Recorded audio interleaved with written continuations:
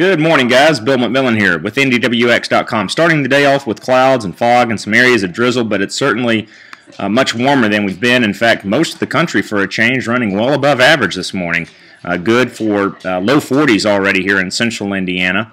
And we're going to continue to enjoy a brief fall into the day tomorrow. Temperatures today will rise even into tonight, for that matter, into the low 50s. And then we should top out in the low to mid-50s on Thursday with a southerly airflow in place and a couple of showers beginning to develop with a breezy regime. This is a look Thursday at the surface map off of the GFS forecast model, and we've got a cold front that sits off to our northwest. We've been discussing for about a week now this leader-follower scenario that's going to develop and unfold over the upcoming weekend, with the follower being the Wintry event, and a significant one at that.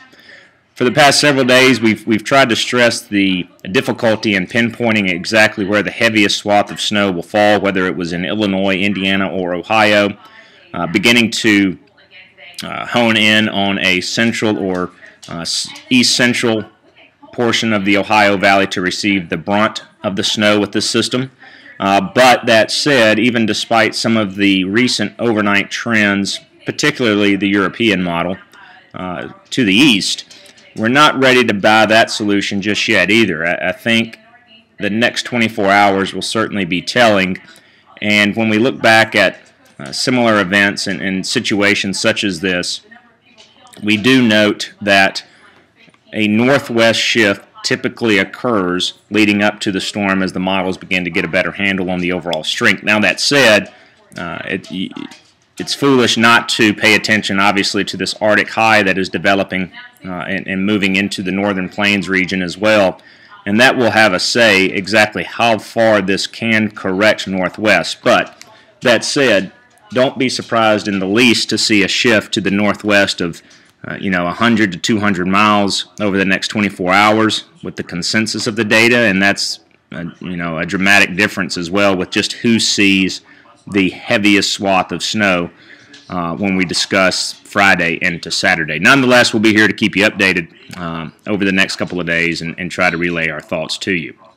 As we continue to advance this, though, there is a very high confidence in a transition from rain to an icy mix of freezing rain and sleet late Thursday night, Friday morning across central Indiana before we go over to snow.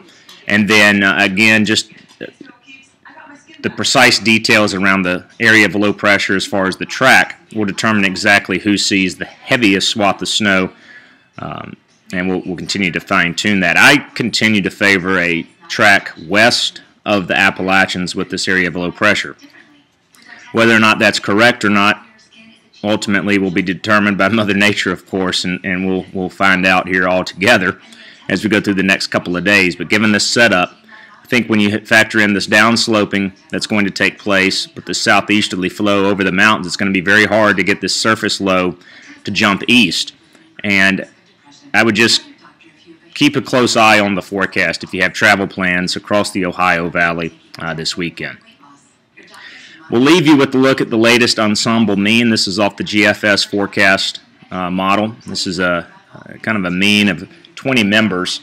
And this is really not a bad look to me in terms of where it thinks the accumulating snow is going to go. I really couldn't disagree with this, to be honest, from this distance. And obviously we'll have to fine-tune amounts and the precise area of heaviest snowfall over the next 24 to 48 hours. Guys, make it a great day. We'll keep you updated as the data trickles in. Stay safe out there. We'll talk with you soon.